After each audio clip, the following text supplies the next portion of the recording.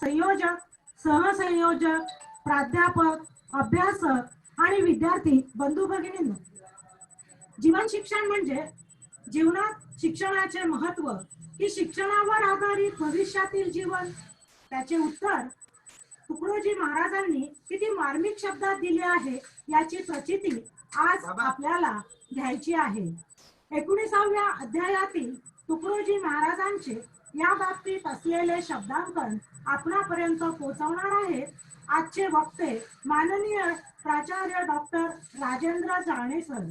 त्यांचेही या कार्यक्रमात सर्वांच्या वतीने मी हार्दिक स्वागत करते. 19व्या अध्यायात राष्ट्रसंतांनी जीवन शिक्षणावर भाष्य करताना म्हटले आहे, व्हावे मोठे बाबू साहेब, व्हावे मोठे बाबू साहेब, काम दुसरीत पैसा खूप, मोठी पदवी दाखवू ढब, मोठी पदवी दाखवू ढब ही उच्चता म्हणून नाही. अशा एकाहून एक सरस शब्दरचना या जीवन शिक्षणाविषयीचे महत्त्व दर्शवते. त्यातील मर्म आपण यापूर्वीच्या व्याख्यानातून अनुभवले आहेच. या विषयावरील भाष्य सुरू होण्यापूर्वी मी आजच्या वक्त्यांचा परिचय सर्वांना करून देते. आजचे वक्ते आहेत डॉक्टर राजेंद्रजी रामचंद्र जाणे सर. नागपूर विद्यापीठातून त्यांनी BSc ची पदवी प्राप्त केली आणि त्यानंतर 1992 मध्ये पुन्हा इंग्रजी विषयात MA ही केले. पुढे अमरावती विद्यापीठातून इंग्रजीत MPhil ही पदवी प्राप्त केली आणि अन्नमलाई विद्यापीठातून BA व नागपूर विद्यापीठातून PhD अशाही पदव्या घेतल्या. त्यानंतर त्यांच्या जीवन शिक्षणाला आरंभ झाला.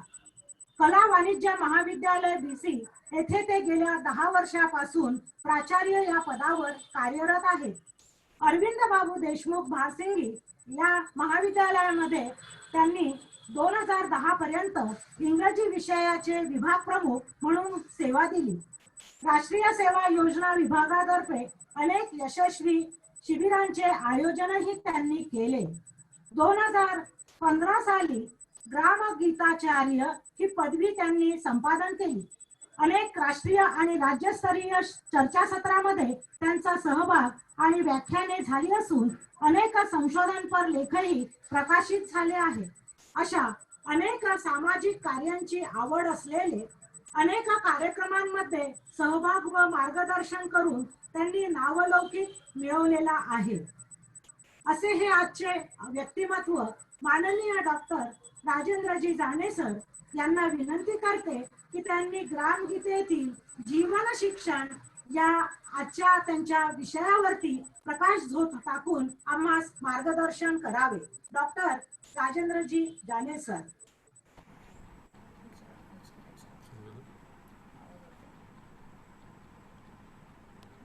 हॅलो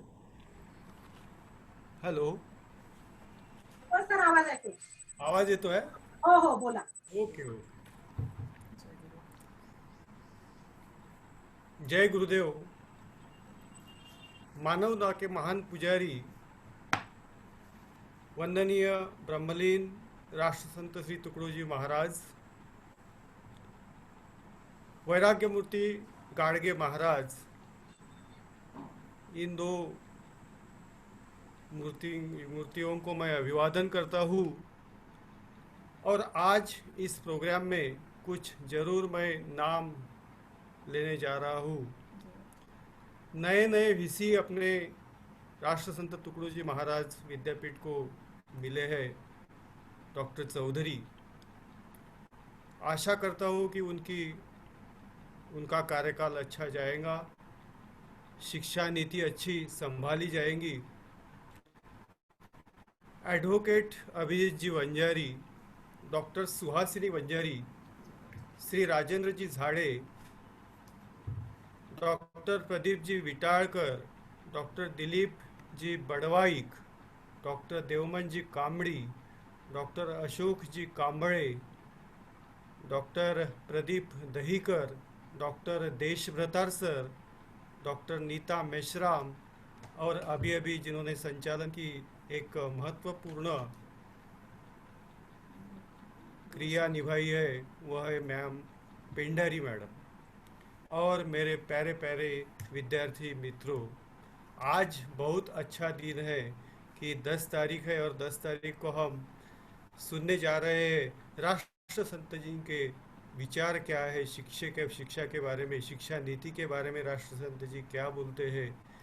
शुरुआत में मैं ये जो 3 कॉलेजेस है, राष्ट्र संत अध्यासन केंद्र, नागपुर विद्यापीठ, कमला नेहरू महाविद्यालय और नव प्रतिभा महाविद्यालय, इन्होंने एक सुनहरा अवसर मुझे दिया है बात करने का, आपसे कुछ डिस्कस करने का। तो इनका मैं शुक्रगुजार हूँ, तहे दिल से शुक्रगुजार हूँ, आभार व्यक्त करता हूँ। और आपने जो एक अच्छी एक्टिविटी ली है, राष्ट्र संत जी के विचारों पर आधारित अल्पकालीन प्रमाण पत्र अभ्यासक्रम तथा एक लेक्चर सीरीज आपने जो शुरू की है, उसके लिए मैं आपको अभिनंदन देना चाहता हूँ। दोस्तों, आज का जो सब्जेक्ट है शिक्षण, शिक्षण यानी राष्ट्र संत जी उसको जीवन शिक्षण बोलते हैं। राष्ट्र संत जी शिक्षण बोलने के बजाय उसको जीवन शिक्षण कहते हैं, क्योंकि शिक्षण हमारे जीवन के लिए बहुत महत्वपूर्ण हमारे जीवन के लिए है। इसीलिए राष्ट्र संत जी का अप्रोच जो है, शुरू में वो जीवन की तरफ, शिक्षा कैसी हो, जीवन के लिए अच्छा जीवन जीने के लिए शिक्षा कैसी हो, इस बारे में बात करते हैं। आज की जो शिक्षा की परिस्थिति है वो कैसे हुए, मैं थोड़ा बताना चाहूँगा। मैकेले नाम का एक अंग्रेज, उसने जो नीति बनाई थी बाबू बनाने वाला शिक्षण, वही नीति हमने कंटिन्यू की है। और ये नीति क्या बताती है? थोड़ा पढ़ा काम छोड़ा। क्या बोलते हैं? थोड़ा एखादा आदमी पढ़ता है, एखादा बच्चा पढ़ता है और काम करना छोड़ देता है। पिताजी काम करते हैं, खेत में काम करते हैं, गांव में काम करते हैं। हर बच्चा जैसा 10वीं 9वीं 10वीं पास होता है तो काम करना बंद करता है। इसीलिए बोला जाता है थोड़ा पढ़ा काम छोड़ा, ज़्यादा पढ़ा तो गांव छोड़ा, थोड़ा ज़्यादा पढ़ा तो उसको एक नौकरी मिलती है और नौकरी के लिए वो गांव को छोड़ देता है। यहाँ राष्ट्र संत जी बोलते हैं हमारा गांव यदि लोगों ने छोड़ा तो गांव का अच्छा निर्माण कैसा होगा। और उससे ही ज़्यादा छोड़ा, ये तो हाइट है, that is the height of the situation.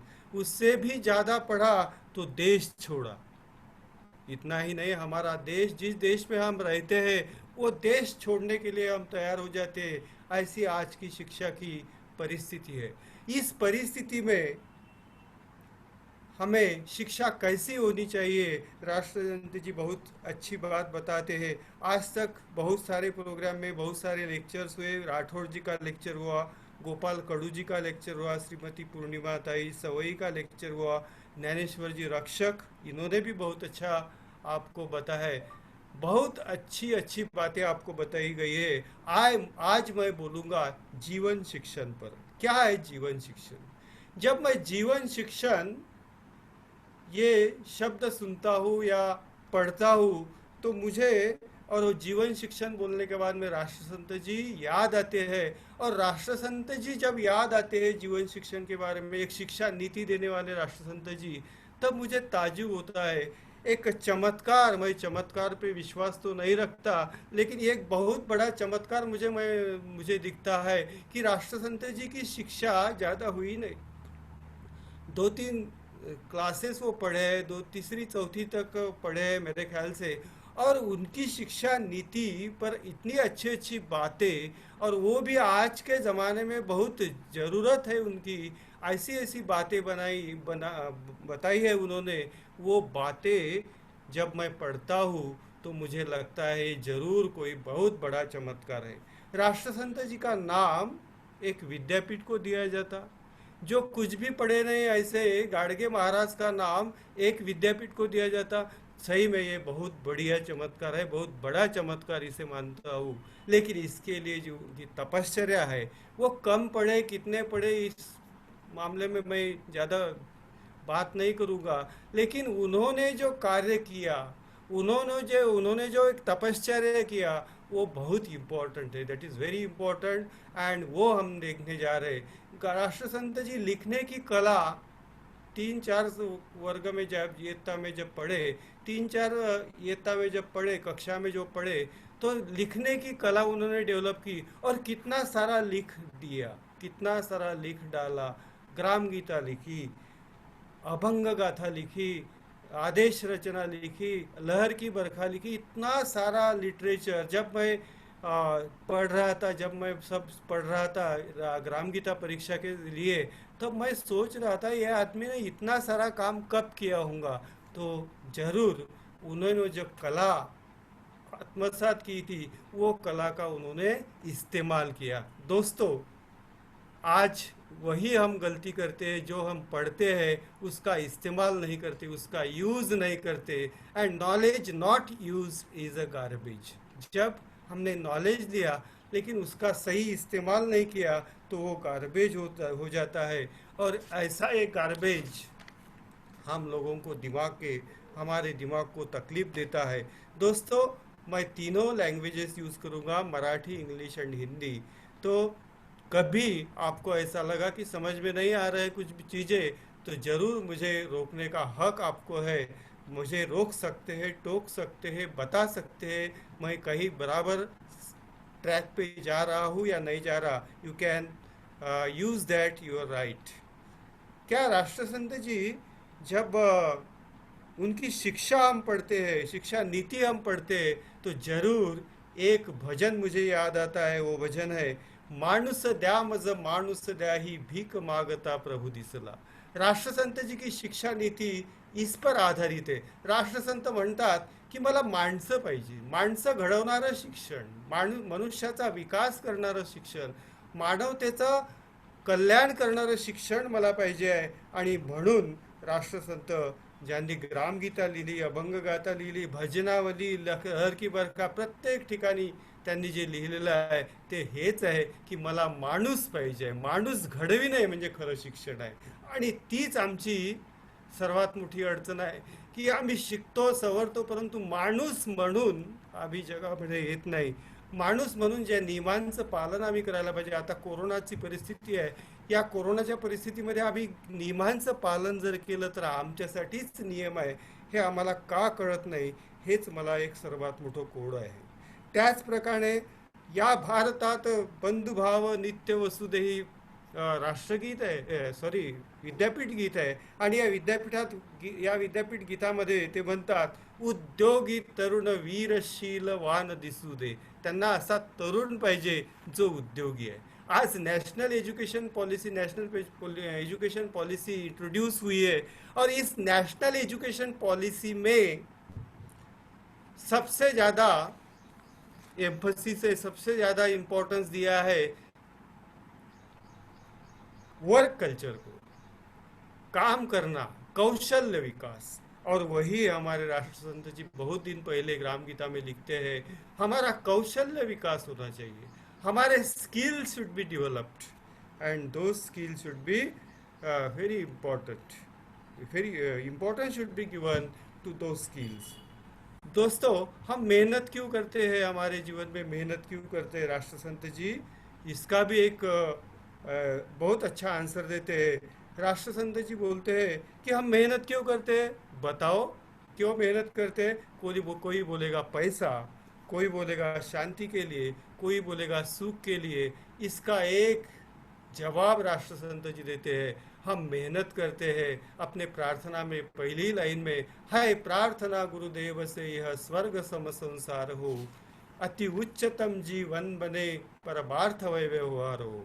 हमारा जो ऑब्जेक्टिव है, हमारा जो निशाना है, हमें जो करना है, वो पहली लाइन में बोल देते हैं। हमें क्या चाहिए? स्वर्ग जैसा जीवन चाहिए, स्वर्ग जैसा हमारा पूरा विश्व चाहिए, स्वर्ग जैसा हमारा घर चाहिए, स्वर्ग जैसा हमारा, स्वर्ग में जैसे जैसे लोग रहे, स्वर्गाची जो कल्पना आहे, स्वर्ग की जो कल्पना आहे, स्वर्गामध्ये असं म्हणतात की माणसं खूप आनंदाने राहतात, शांतता असते तिथे, सर्व सुख संपन्न लोक राहतात, सर्व भरभराट असते। असं प्रत्येक ठिकाणी असावं, असं प्रकारचं राष्ट्रसंत इथे आपल्याला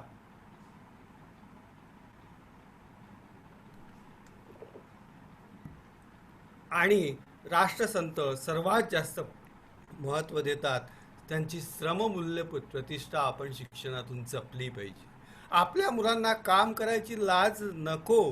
परंतु झालं काय, राष्ट्रसंत तिथे सांगतात, दिखाऊ कपडे कोरडी ऐट नोकरपेशी थाट माठ हे शिक्षणाचे नवे उद्दिष्ट ध्यानी घ्यावे नीट हे आधी. आम्ही काय शिकलो? दिखाऊ कपडे कपडे घालणं शिकलो, चांगले चांगले, कोरड्या ऐटीत राहणं शिकलो. आम्हाला सर्व्हिस लागल्यानंतर नोकरपेशी, थाट माठ, मोठे मोठे बंगले, मोठमोठ्या गाड्या, आणि हे शिक्षणाचे उद्दिष्ट नाही. शान शौकतसाठी शिक्षण नाही हे राष्ट्रसंत अगदी सुरुवातीला सांगतात. दिखाऊ कपडे कोरडी ऐट नोकरपेशी थाट माट हे शिक्षणाचे उद्दिष्ट नाही आहे मित्रांनो. तर शिक्षणाचे उद्दिष्ट काय असेल ते आपल्याला पुढे सांगतात. नुसते नको उच्च शिक्षण. उच्च शिक्षणाला राष्ट्रसंतांचा विरोध नाही हे लक्षात घ्या. परंतु नुसते नको उच्च शिक्षण हे तो गेले मागील युगे लपवून आता व्हावा कष्टिक बलवान कष्टिक बलवान सुपुत्र भारताचा. भारताचा सुपुत्र कसा असावा, भारताचा तरुण कसा असावा, तो कष्टिक आणि बलवान असावा. आणि कष्टिक आणि बलवान असण्यासाठी काय करावं लागते मित्रांनो?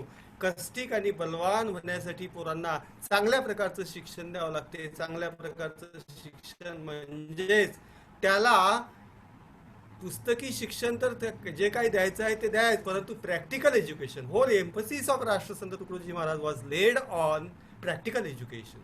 थेरॉटिकल एज्युकेशन आहेच, परंतु त्याला प्रॅक्टिकल एज्युकेशन दिलं पाहिजे. आणि म्हणून राष्ट्रसंत म्हणतात शिक्षणासोबत कोणते कोणते गुण विद्यार्थ्यांमध्ये असावे, त्याला पोहणं यायला पाहिजे.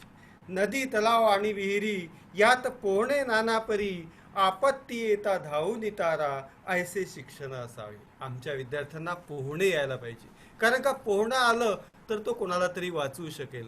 पोहणं आलं तर तो स्वतःला पाण्यापासून वाचवू शकेल. त्यामुळं पोहण्याला खूप महत्त्व देतात. त्याच प्रकारे आमच्या मुलांना मुलींना सर्वांना स्वयंपाक करता यायला पाहिजे. काय करायला यायला पाहिजे? स्वयंपाकाची कला त्यांना अवगत पाहिजे. अस्ति प्रसंग स्वयंपाक गावी भोजनाचे अस्ति प्रसंग स्वयंपाक करता यावा यथा सांग हेही कला शिकवावी प्रयोग मुला मुलींची. मुलगा असो की मुलगी असो, फक्त मुलीला स्वयंपाक शिकवायचा आणि मुलाला नुसतंच भोपळ्यासारखं वाढू द्यायचं, हे राष्ट्रसंतांना मान्य नव्हतं. मुलगी बहु शिकली शाळे माझारी परी स्वयंपाक करता न येत घरी काय कामाची विद्या चातुरी कामाविना लंगडी ती. अशिक्षित स्वयंपाक करोडी खाई सुशिक्षित चने फाकीत राही दोरास घालता न ये वंधाई जेथे तेथे पराधीन. म्हणजे ह्या जर गोष्टी आम्हाला आल्या नाही तर आम्ही पराधीन होऊ. आम्ही खरं अर्थानं स्वातंत्र्य शिकलोच नाही, स्वातंत्र्याचा उपभोग घेतलाच नाही, स्वातंत्र्याचा अर्थ आम्हाला कळणार नाही, आम्ही पराधीन होऊन जाऊ. म्हणून आम्हाला पोहता आलं पाहिजे. आम्हाला पोहताच नाही तर आम्हाला स्वयंपाक देखील करता आला पाहिजे. आपत्ती व्यवस्थामध्ये पोहणे येते.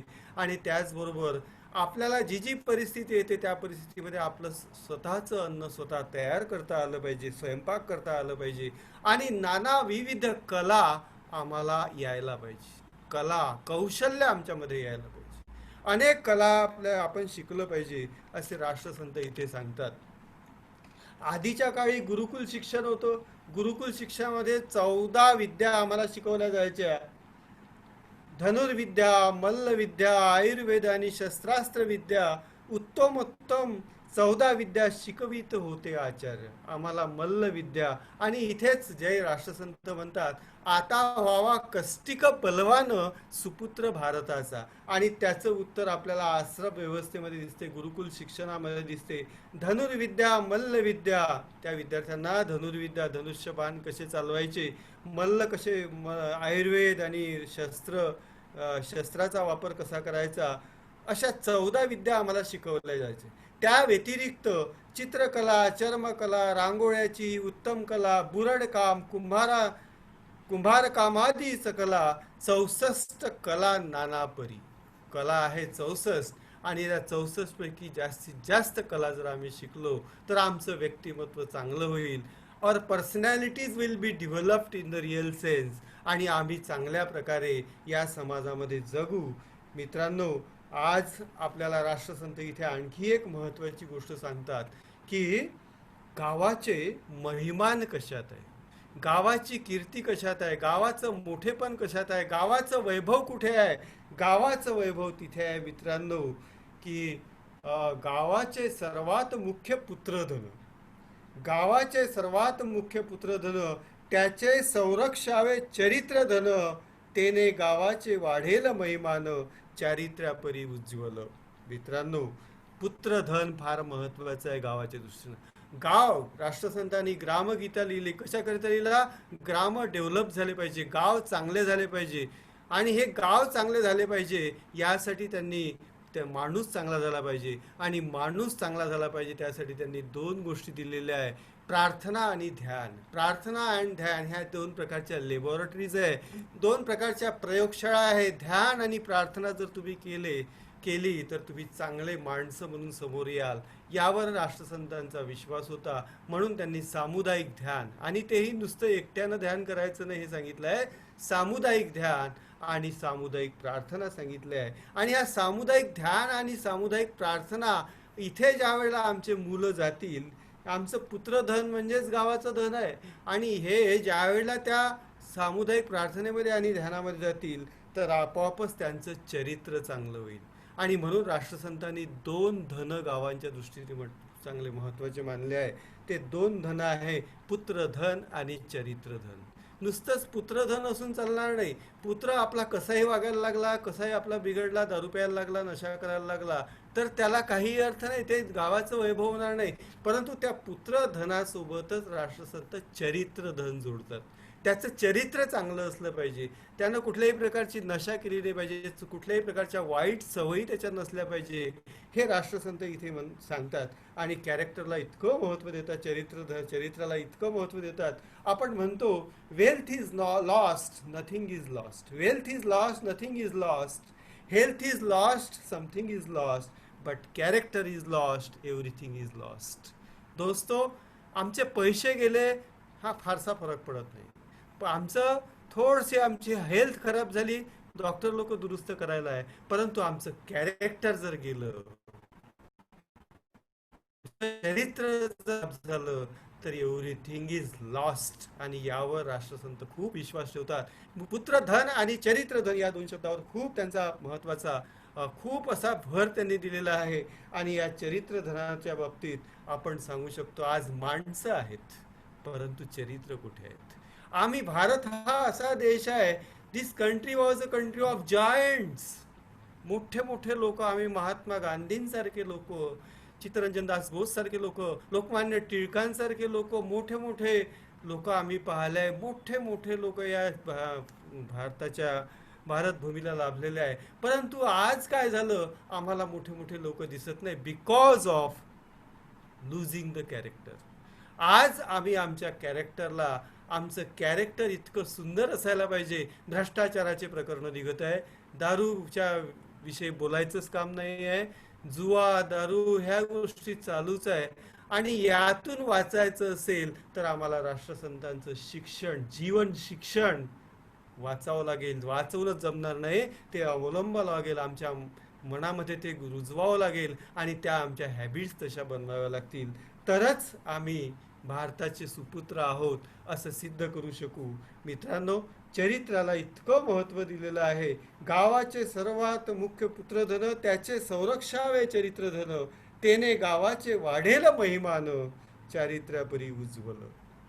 आपणासी वाटे जैसे गाव व्हावे, तैसेची बालकांना शिकवावे. राष्ट्रसंत काय म्हणतात, गाव कसं असायला पाहिजे, गाव इतकं महत्वाचं आहे, गावाला इतकं महत्व आहे, गावावरून देशाची परीक्षा. राष्ट्रसंतांनी म्हटलं आहे, गावावरून देशाची परीक्षा. आणि गाव इतकं चांगलं असलं पाहिजे. आणि गाव चांगलं असण्यासाठी काय करावं लागेल, तर आम्हाला आमचे मुलं जोपासावं लागतील, मुलांचं चरित्र जोपासावं लागेल, मुलांच्या सवयी बदलाव्या लागतील. हे राष्ट्रसंत इथे याच्यावरती भर देतात. आपणासी वाटे जैसे गाव व्हावे तैसेची बालकांना शिकवावे, शहाणे करुणी सोडावे विद्या शिक्षणे सर्वांची.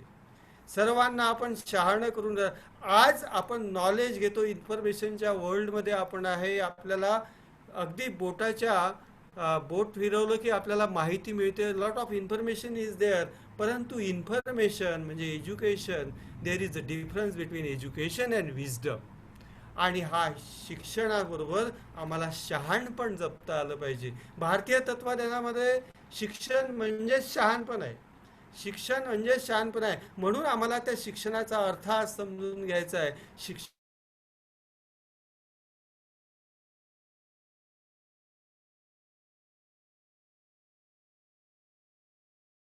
विजडमकडे नेत नाही. आणि नुसतं शिक्षण म्हणजे किंवा mechanical education is not a mechanical process.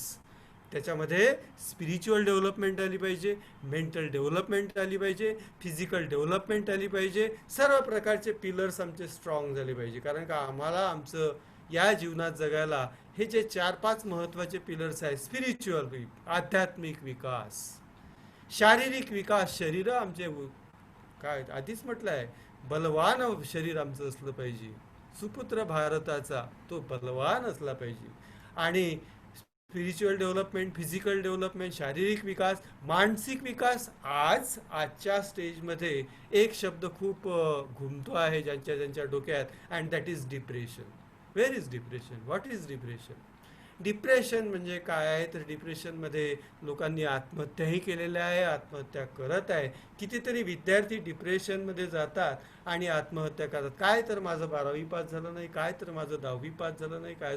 आज याला काही अर्थ नाही मित्रांनो. यश आणि अपयश, यश आणि अपयश ह्या जीवनाच्या 2 बाजू आहेत. कधी यश तर कधी अपयश. अपयशामध्येच यश हा शब्द दडलेला आहे. त्याच्यामुळं अपयशाला घाबरून डिप्रेस होण्यापेक्षा अपयशातून एकदम उठून बचेंगे तो और भी लढेंगे. आता कोरोनाची परिस्थिती आहे. या कोरोनाच्या परिस्थितीमध्ये आपल्याला कळलं आहे की बचेंगे तो और भी लढेंगे, या न्यायानं आपण पुढे गेलं पाहिजे. मित्रांनो, बाळपणीचं शिक्षण होई. राष्ट्रसंत म्हणतात, बाळपणीचं शिक्षण होई, वय झाली त्रास जाई, वळविल्याही न वळती काही इंद्रिये त्यांची. हे सर्व जे संस्कार आहे हे बालपणी व्हायला पाहिजे. आणि बालपणी संस्कार होण्यासाठी आपल्याला आता इथे आपल्याला एज्युकेशन पॉलिसीमध्ये राष्ट्रसंत आणखी 1-2 गोष्टी सांगतात की एज्युकेशन पॉलिसी जी आहे त्या पॉलिसीमध्ये 3 लोकांचा त्रिकोण फार महत्त्वाचा आहे: शिक्षक, विद्यार्थी आणि पालक. मित्रांनो, हा त्रिकोण जोपर्यंत व्यवस्थित साधला जात नाही तोपर्यंत एज्युकेशन चांगलं मिळू शकत नाही. How teachers should be. राष्ट्रसंत म्हणतात टीचर्स कसे असायला पाहिजे, आणि टीचर्सबद्दल ते सांगतात, ओळखोनी गावाची जबाबदारी, ओळखोनी गावाची जबाबदारी, शिक्षक जिव्हाळ्याने काम करी. शिक्षकांनी जिव्हाळ्यानं काम केलं पाहिजे, मन लावून काम केलं पाहिजे. आणि मन लावून काम करणारे जे शिक्षक असतात त्यांचं आजही नाव निघते. आपण डॉक्टर अब्दुल कलामांचं नाव घेतो, आपण साने गुरुजींचं नाव घेतो, आपण राधाकृष्णांचं नाव घेतो, कारण का त्यांनी जिव्हाळ्याने काम केलं होतं. एवढ्या मोठ्या लोक भारतामध्ये झाले आहे. आपण का शिक्षक लोकांनी आपण का खुजेपणा दाखवायचा? आपण पण give your 100%. While teaching you should give your 100%. 100% आपलं मन आणि तन आणि आपण वर्गामध्ये बेहभान विसरलं पाहिजे.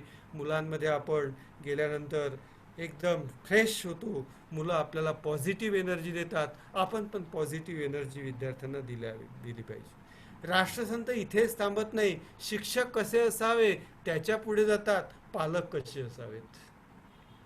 म्हणजे शिक्षणाचा जो त्रिकोण आहे, शिक्षक, पालक आणि विद्यार्थी, त्या पालकाकडे इथे जातात. आणि आपल्याला पालक म्हटल्यानंतर कोण आठवते? जिजाबाई आठवते. पालक म्हटल्यानंतर पंडित जवाहरलाल नेहरू आठवतात. पालक म्हटल्यानंतर रामजी सतपाल आठवतात. या सर्वांची नावं आपल्याला आठवतात. आंबेडकर झाले असते काय? रामजी सतपालनी जर तशा प्रकारचं फिडिंग केलं नसतं तर आंबेडकर झाले असते काय? शिवाजी झाले असते काय? ज्या वेळेला एक प्रश्न विचारला गेला की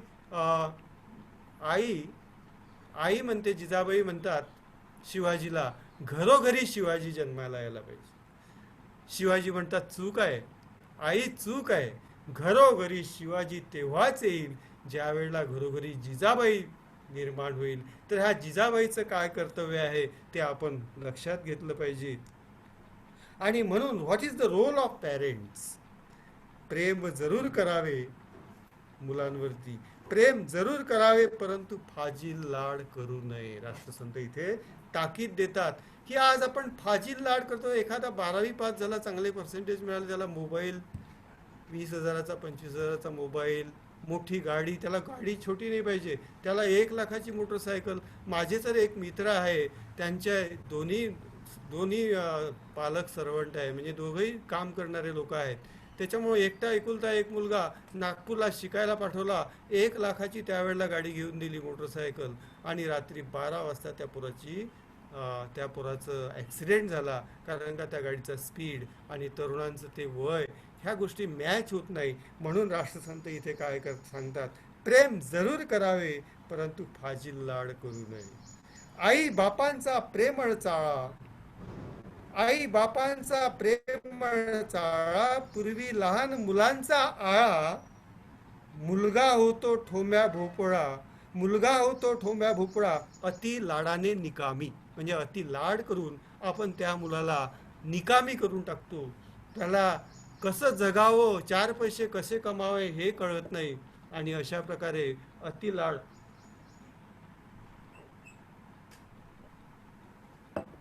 सॉरी फॉर इंटरप्शन, अति लाडाने आपण आपलाच मुलगा बाहेर धाडतो. आणि लोक म्हणतात आई वडील फार छान आहे, आई वडील श्रीमंत आहे, आणि यांच्या घरी असा पुत्र जन्माला आला, चोऱ्या करतो, दारू पितो, काय काय करतो. तर त्याला कारण काय मित्रांनो? अति लाड, पोरांचे अति लाड पुरवणे चूक आहे. म्हणून राष्ट्रसंत म्हणतात मुलगा होतो ठोम्या भोपळा, अति लाडाने निकामी. हे तो विद्यागुरु साहेना. अतिलाड गुरु जी आहे, शिक्षक जे आहे ते अतिलाड, त्यांना कळते, त्यांना बॅलन्स्ड, ते विद्यार्थ्यांवर प्रेमही करतात. शिक्षक जे असतात विद्यार्थ्यांवर प्रेमही करतात आणि त्यांना शिक्षाही देतात. कारण काय? त्यांना काय माहीत असते? त्यांना मानसशास्त्र माहीत असते, मुलांचे मानसशास्त्र माहीत असते, आणि मुलांचे मानसशास्त्र त्यांना माहीत असते. म्हणून राष्ट्रसंत सांगतात की त्यांच्याकडे आपण आपले मुलं सोपून द्यावे. हे तो विद्यागुरु साहेना, अथवा शिक्षिका चालू देईना. शिक्षिका किंवा शिक्षक त्यांचे लाड चालू देत नाही. मुलास वळवावे कैसे त्यांना, माहीत असते मानसशास्त्र. शिक्षकांना मानसशास्त्र माहीत असते, मुलांना कसं वळण द्यावं याचं मानसशास्त्र त्यांना माहीत असते. आई वडील आपल्या मुलांना जास्त प्रेमापुरती, जास्त लाडापुरती बिघडवू शकतात, परंतु गुरुशिवाय मार्ग नाही. गुरु गोविंद दोनो खडे ते काके लागू पाव. दोस्तो, गुरु आणि गोविंद दोनही उभे आहेत. कबीर म्हणतो. तर त्याचं उत्तर काय असेल? गुरु आणि गोविंद, परमेश्वर आणि गुरु दोनही उभे आहे, कोणाच्या पाया लागायचं? आपण सरळ सरळ उत्तर देऊ परमेश्वराच्या, परंतु चूक आहे. कारण काय? आपण पहिले नमस्कार केला पाहिजे गुरूंना. कारण काय? परमेश्वरापर्यंत पोहोचून देणारा आपल्याला गुरु आहे. आणि म्हणून कलेक्टरपेक्षा त्याचा जो पिऊन असतो, त्याचा जो चपराशी असतो, त्याला जास्त महत्त्व असते. साहेबांपेक्षा त्या चपराशाला जास्त महत्त्व असते. आणि म्हणून त्याला आपण नमस्कार केला पाहिजे, म्हणजे आपले पुढचे कामं सोपे होतात. म्हणून गुरु जो आहे हा गेट आहे, हा एक आपल्याला मार्ग दाखवणारा आहे. परमेश्वर प्राप्तीचा मार्ग काय आहे तो दाखवणार आहे. म्हणून पहिल्यांदा पाया लागायचा आहे गुरुच्या. आणि आता आजच्या काळामध्ये काय आपण गुरुविषयी तक्रारी करतो, माझे टीचर असे आहे, माझे टीचर, लहान लहान पोरं बोलतात. आणि तुम्ही आम्ही तर बोलतच नाही मागे, ती मॅडम अशी, ते सर असे, तो सर, ते गुरुजी असे, ते. अशा प्रकारचा आदर जर आपण गुरुंना दिला नाही तर ह्या शिक्षणाचं काय होईल? गुरुला तुम्ही जितका जास्त आदर द्याल, जितका जास्त नमस्कार कराल, तितकं गुरुमध्ये पॉझिटिव्हिटी येईल. गुरु आपलं जास्तीत जास्त मुलांना देत राहील. हे मानसशास्त्र आहे आणि शिक्षकांना हे सर्व मानसशास्त्र माहीत असते. म्हणून राष्ट्रसंत सांगतात की एका विशिष्ट लिमिटनंतर गुरुकडे आपण विद्यार्थी सोपविले पाहिजे. म्हणूनच जुन्या काळी आपण आश्रय व्यवस्था, आताच मी भाग घेतला की आताच मी त्याच्यावरती बोललो की राजाचा मुलगा अरण्यामध्ये आश्रमामध्ये का पाठवल्या जायचा, तिथे सकाळी उठवायला लावायचे. कारण का होऊ शकते घरी राहिल्यामुळं, राजाचा मुलगा घरी राहिल्यामुळं तो गाद्यावरती लोळल, तो विनाकारांचे उपद्व्याप करेल, आणि म्हणून त्याला खाली झोपवायपासून तर योग कला, सर्व गोष्टी, संगीत कला, सर्व गोष्टी तिथे शिकवल्या जायच्या. आणि म्हणून आधीचे लोक, गुरुकुला सिस्टम जी होती ती खरोखर चांगली सिस्टम होती. अगदी बालवयात त्याच्यामध्ये संस्कार होत होते. आणि राष्ट्रसंतांच्या शिक्षा नीतीमध्ये किंवा जीवन शिक्षणमध्ये हेच नमूद आहे, आम्हाला माणूस घडवायचा आहे, आम्हाला माणूस घडवायचा आहे. आम्हाला राष्ट्रसंत त्या भजनामध्ये म्हणतात, बकरे कुत्रे डुकरे किती, परंतु माणूस दिसत नाही. आणि म्हणून हा माणूस घडवायचा असेल तर आम्हाला गुरुशिवाय मार्ग नाही. कोठेही मुलांना लहानपणी व्यसने लागू न द्यावी कोणी, कोठेही मुलांना लहानपणी व्यसने लागू न द्यावी कोणी, लागताची घ्यावी झाडणी शिक्षका पालकांची.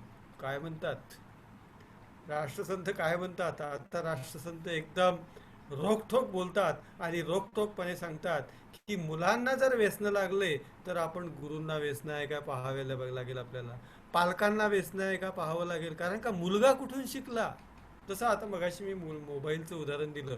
मोबाईलच्या बाबतीत आज लोक ओरडतात, परंतु आजची परिस्थिती अशी आहे की मोबाईलशिवाय त्याला शिक्षण घेता येणार नाही, अशा प्रकारची परिस्थिती आली आहे. परंतु आता मोबाईल आपण दिला, परंतु मोबाईल दिल्याबद्दल काही वाद नाही, परंतु त्याला सांगितलं पाहिजे की ही जबाबदारी आपली आहे की मोबाईल कसा वापरायचा. मुलांना जर व्यसन लागत असेल तर हे व्यसन त्याला कळले कुठून?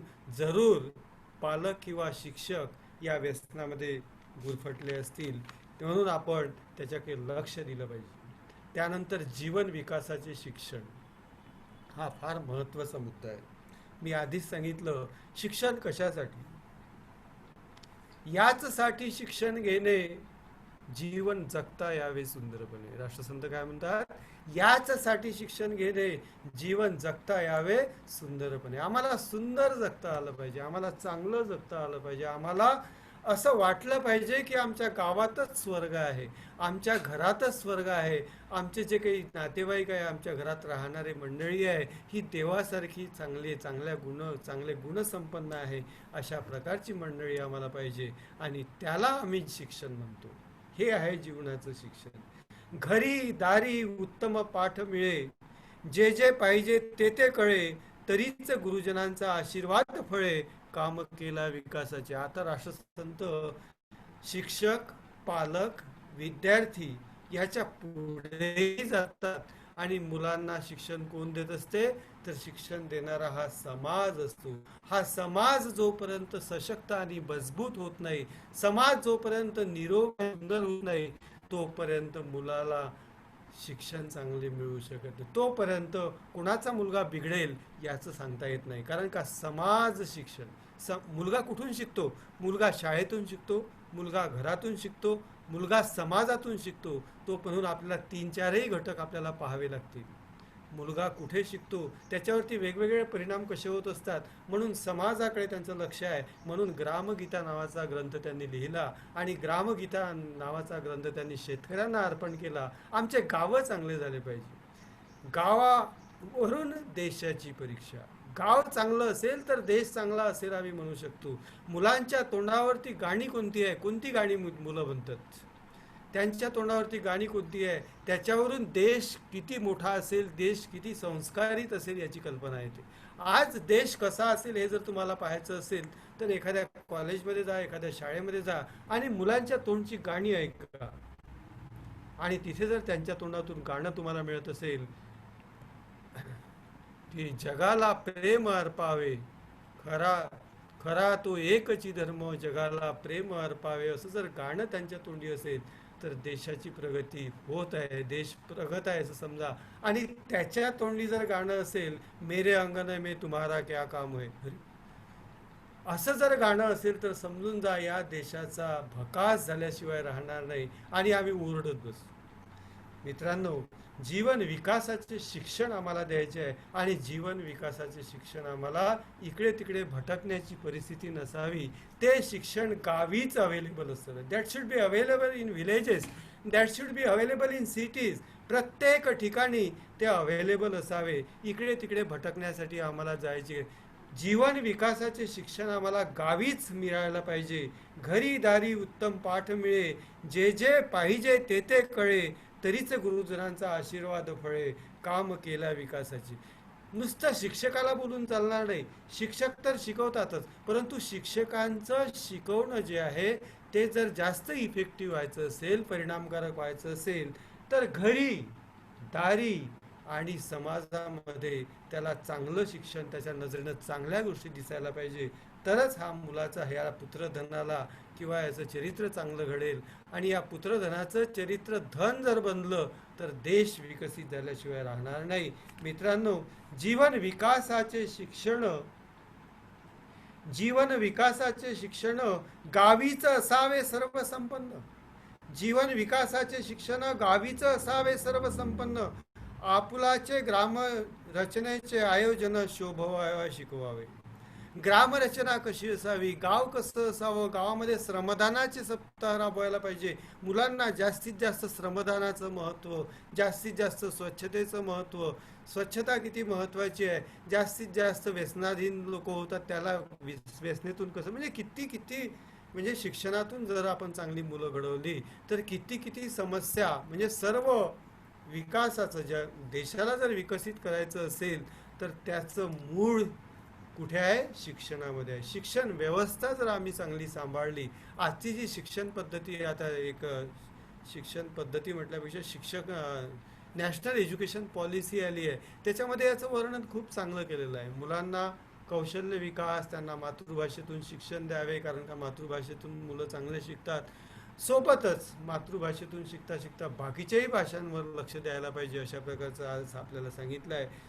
तर जीवन विकासाचे शिक्षण गावीच असावे, गावीच असावे सर्वसंपन्न. जे जे गावाचे जे जे काही महत्त्वाचे घटक आहेत, गावातली समाज आहे, गावातील बाया आहे, गावातील स्त्री पुरुष आहे, हे सर्वांकडून चांगलं शिक्षण त्याला मिळालं पाहिजे. आणि अशा प्रकारच्या सुंदर शाळा असण्यासाठी चांगल्या बालवाड्या निर्माण झाल्या पाहिजे. शिशुसंगोपन कसं करायचं, त्यासाठी शिशुसंगोपन केंद्रसुद्धा असायला पाहिजे, असे राष्ट्रसंत म्हणतात. काय शिशुसंगोपन केंद्र निर्माण करायसाठी काय लागते? शिकलेली एखादी मुलगी किंवा एखादा मुलगा, त्याला आपण कॉन्ट्रीब्यूट करून जर सांगितलं की तुला शिशु संगोपन करायचं आहे किंवा बालवाडी चालवायची आहे, तर सरकारच्या अनुदानाची गरजही पडणार नाही. ही आपली सामुदायिक जबाबदारी आहे. आजचे बालक उद्याचे चालक. मित्रांनो, राष्ट्रसंत काय म्हणतात? आजचे बालक, त्यांना बालक नका समजू, ते फार मोठे माणसं होणार आहे. सही तरह से शिक्षा मिली और सही तरह से परवरिश हुई तो बच्चे अमर पद प्राप्त कर सकते हैं. राष्ट्रसंत प्रार्थनेमध्ये म्हणतात, ऐसा अमर पद प्राप्त हो संसार में, छोड़े नहीं घर बार पर हो मस्त गुरुचरण. ऐसा अमर पद प्राप्त होण्यासाठी आम्हाला काय करावं लागेल? राष्ट्रसंत सांगतात, या कोवळ्या कळ्या माझी. कळ्या म्हणजे कोण? बालक. या कोवळ्या कळ्या माझी म्हणजे या कोवळ्या मुलां माझी, या कोवळ्या कळ्या माझी, लपले ज्ञानेश्वर रवींद्र शिवाजी. कोण कोण लपलेलं आहे? हे जे कोवळे कोवळे मुलं दिसते शाळेमधले, हे जे लहान लहान मुलं दिसतात, यांच्यामध्ये शिवाजी आहे, यांच्यामध्ये ज्ञानेश्वर आहे, यांच्यामध्ये रवींद्र आहे, यांच्यामध्ये गांधी आहे, यांच्यामध्ये आंबेडकर आहे, यांच्यामध्ये सर्व मोठी मोठी राधाकृष्णन आहे, यांच्यामध्ये मोठी मोठी लोक आहे, लपलेली आहेत. विकसता या कोवळ्या कळ्या माझी, लपले ज्ञानेश्वर रवींद्र शिवाजी, विकसता प्रकटतील समाजी, शेकडो महापुरुष. आज मी सुरुवातीला सांगितलं की महापुरुषांची निर्मिती होत नाही आहे, आणि महापुरुषांची निर्मिती होत नाही तर मग आपल्याला शाळेकडे पाहावं लागेल. शाळेमध्ये जे छोटे छोटे कळ्या आहे, कळ्या म्हणजे लहान लहान मुलं आहेत, छोटे छोटे बालक आणि बालिका आहे, त्यांच्यामध्ये मोठे मोठे माणसं लपलेले आहेत, त्यांच्यामध्ये मोठे मोठे माणसं दडलेले आहेत. त्याचा आपण त्याच्या प्रकारचा विकास केला, त्यांना बरोबर जीवन शिक्षण दिलं, तर आपल्याला ज्ञानेश्वर, कितीतरी ज्ञानेश्वर मिळतील, कितीतरी रवींद्रनाथ टागोर मिळतील, कितीतरी शिवाजी मिळतील, परंतु त्या ठिकाणी आपण कुठल्याही प्रकारची कॉम्प्रोमाइज करता कामा नये. त्या ठिकाणी आपण कुठल्याही प्रकारचं वर्क कल्चरमध्ये प्रॉब्लेम यायला नको. शिक्षकांनी 100% द्यावं, विद्यार्थ्यांनी 100% द्यावं आणि पालकांनी शिक्षकांकडे सोपवावं विद्यार्थ्यांना. ही मोठी अडचण आहे. आज विद्यार्थ्यांना मारता येत नाही, बोलता येत नाही. कशाला? शिक्षकच कशाला? आमच्या काळी मारता येत होतो, बोलता येत होतो. शिक्षकच कशाला? आज आपले पालक, माता आणि पिता आपल्या मुलांना किंवा मुलींना रागवू शकत नाही. कारण मगाशी सांगितलं की आज डिप्रेशनमध्ये केव्हा मुलं जातील, डिप्रेशनमध्ये केव्हा मुलं जातील आणि कोणत्या वेळेला कोणतं पाऊल उचलतील याचा नेम नाही. म्हणून आज पालक घाबरतात, शिक्षकही घाबरतात. आणि शिक्षक का घाबरतात? की त्यांना पालकांचा सपोर्ट आहे. पालकांचा सपोर्ट का नाही? तर अवास्तव लाड मुलांचे चालू आहे आणि अवास्तव लाडात वाढलेली मुलं प्रगत होऊ शकत नाही. हा सिद्धांत आहे. या कोवळ्या कळ्या माझी लपले ज्ञानेश्वर रवींद्र शिवाजी. म्हणून अभ्यासाबरोबरी सक्रिय करू द्यावी तयारी. पुन्हा एकदा ध्यान से सुनिये, पुन्हा एकदा ऐका. म्हणून अभ्यासाबरोबरी सक्रिय करू द्यावी तयारी, मुलगा सर्व कामे करी जीवनाची आपुल्या. इथे स्वावलंबन सांगितलंय. आज आई पूर्ण आपल्याला त्याला स्वयंपाक करून तोंडामध्ये घास चालू की काय करू. मी तर असं पाहिलंय, माझी मुलगी शिकत असताना शाळेमध्ये असं पाहिलंय, श्रीमंताचे मुलं होते आणि श्रीमंताच्या मुलांच्या आई किंवा वडील तिथे यायच्या मधल्या सुटीमध्ये आणि वेगवेगळं त्यांना जेवू घालायचं. माझी मुलगी डबा घेऊन जायची आणि तिथे श्रीमंत पालक काय चुकीचे कामं करतात आणि त्याच्यामुळे मुलांमध्ये भेद आहे हे पुन्हा मुलांच्या लक्षात येते. मित्रांनो, असं करू नका. म्हणून अभ्यासाबरोबरी सक्रिय करू द्यावी तयारी. मुलाला आपली तयारी आपणच त्यालाच करू द्यायला पाहिजे. त्याच्या शाळेची तयारी त्यालाच करू द्यायला. त्याला सकाळी उठला पाहिजे, आंघोळ केली पाहिजे, त्याची कामं त्याने केली पाहिजे, आपले कपडेही त्याने धुतली पाहिजे, आपला स्वयंपाक सुद्धा त्याने केला पाहिजे. ह्या जबाबदाऱ्या जोपर्यंत तुम्ही सोपवत नाही तोपर्यंत तुमचा मुलगा किंवा मुलगी चांगली घडू शकत नाही. हे राष्ट्रसंतांनी इथे सांगितलं आहे. मुलगा सर्व कामे करी जीवनाची आवड. त्याला कामातून आज काय करतो आपण? मुलगी हुशार आहे, मेरिट आहे किंवा मुलगा मेरिट आहे म्हणून तिला कामं सांगत नाही. आई वडील आजच्या काळामध्ये कामं सांगत, काम नाही सांगायचं तिला किंवा काम नाही सांगायचं त्याला. कारण काय? तिचा अभ्यास बुडतो. अरे बाप, आंबेडकरांनी अभ्यास केला, राष्ट्रसंतांनी अभ्यास केला, या मोठ्या मोठ्या लोकांनी अभ्यास केला, परंतु कामं केली ना. कामं करून हे शिकले, कामं करत करत शिकले. गांधींनी अभ्यास केला, बॅरिस्टर झाले, कितीतरी पुस्तकं लिहिले, परंतु कामाला त्यांनी वर्क कल्चरला खूप महत्त्व दिलेलं आहे. म्हणून मुलाला काम सांगायचं नाही. आमच्या काळी तर घरचे तर सांगायचेत, परंतु आजूबाजूचे लोक काम सांगायचे. जा 10 रुपये घेऊन जा दुकानातून, हे आणून दे, ते आणून दे, ते आणून दे. अशा प्रकारची व्यवस्था होती. म्हणून आम्ही जगलो, म्हणून आम्हाला जीवन चांगल्या प्रकारचं जगता येते. आणि हेच राष्ट्रसंतांचं म्हणणं आहे. तो राष्ट्रसंत उच्च शिक्षणाला महत्त्व देतात, देत नाही असं नाही आहे, परंतु नुसते नको उच्च शिक्षण. काय म्हणतात? नुसतेच उच्च शिक्षण नको, पेन आणि कागद आणि बस पुस्तक.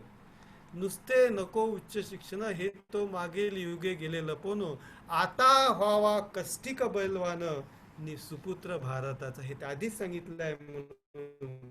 म्हणून तर तो पुन्हा दिसला एखाद्या विषयात केमिस्ट्री मध्ये चांगला आहे, फिजिक्स मध्ये चांगला आहे, बायोलॉजी मध्ये चांगला आहे, मॅथमॅटिक्स मध्ये चांगला आहे, तर जरूर त्याला आपण पीजी केलं पाहिजे, जरूर त्याला आपण उच्च शिक्षण दिलं पाहिजे. काय म्हणतात राष्ट्रसंत? तो पुढे जात दिसे निष्णात, तो पुढे जात दिसे निष्णात, त्या विद्येचा घेऊ द्यावा अंत, होऊ द्यावे अभ्यासे संशोधनात गडक. त्याला संशोधनालाही महत्त्व देतात. जर मुलाची तयारी चांगली असेल, त्याला आवड निवड निर्माण झाली असेल अभ्यासाची, एखाद्या विशिष्ट अभ्यासाची आवड निवड, तर त्याला संशोधनापर्यंत जाऊ द्या, हे राष्ट्रसंत सांगायला विसरत. कारण का संशोधनही फार महत्त्वाचं आहे. रिसर्च अँड डेव्हलपमेंट, माणूस संशोधनातून शिकतो, संशोधनातून त्याचा विकास होत असतो. आणि हा विकास जर पाहिजे असेल तर संशोधनालाही आपल्याला महत्त्व द्यावं लागलं. आपण अब्दुल कलामांचं नाव घेतो, आपण पुष्कळ शास्त्रज्ञांचं नाव घेतो, सी.व्ही. रमनचं नाव घेतो, परंतु त्यांना ज्या प्रकारचं एज्युकेशन दिलं आहे, विजय भटकरांचं नाव घेतो. कारण काय, त्यांनी एका विशिष्ट शिक्षणाला महत्त्व देऊन आपलं जीवन घडवलं आहे आणि आपलं जीवन घडवत असताना समाजाचा विचार त्यांनी केलेला आहे. एडिसनचं आपल्याला एडिसनचं आपल्याला उदाहरण घेता येईल. एडिसन फक्त 3-4 महिने शाळेमध्ये गेला. एडिसन फक्त 3-4 महिने शाळेमध्ये गेला, परंतु त्याच्या आईने त्याला शिकवलं. कारण का, शाळेतून त्याला लिहून आलं होतं की तुमचा मुलगा शिकण्याजोगा नाही आहे. अरे, ज्या माणसाने 1095-96 प्रयोग ज्याने शोध लावले आणि ज्यांनी सर्वात मोठा इलेक्ट्रिसिटीचा शोध लावला, त्याच्या बाबतीतलं रिॲक्शन होती शिक्षकाची की हा तुमचा मुलगा शिकू शकत आहे, त्याची सपोर्ट म्हणून ती गेली. मी माझ्या मुलाला शिकवेल. तिने त्याला काम शिकवलं, काम करायला लावलं, न्यूजपेपर विकायला लावले, रिसर्च करायला लावलं, पैसा कसा कमवायचा हे ज्ञान त्याला दिलं. आणि अशा प्रकारे 1095-96 काहीतरी आकडा आहे, इतके शोध त्यानं लावले. अशा प्रकारचा एडिसन आपल्या डोळ्यासमोर आला. म्हणून मी सर्वात जास्त महत्त्व देतो की देशोदेशीचे ज्ञानेश्वर आहेत. राष्ट्रसंत ज्ञानेश्वर जेवढे काही शास्त्रज्ञ आहेत देशोदेशीचे हे ज्ञानेश्वर आहे. आणि या ज्ञानेश्वरामुळे आजही कोविड-19 मध्ये आपण फसलो आहे असं समजलं तरी चालेल, परंतु याच्यातून वाचवण्यासाठी फक्त आपल्याला शास्त्रज्ञच वाचवू शकतो. म्हणून संशोधनाला फार महत्त्व आहे मित्रांनो. म्हणून आपल्या मुलांना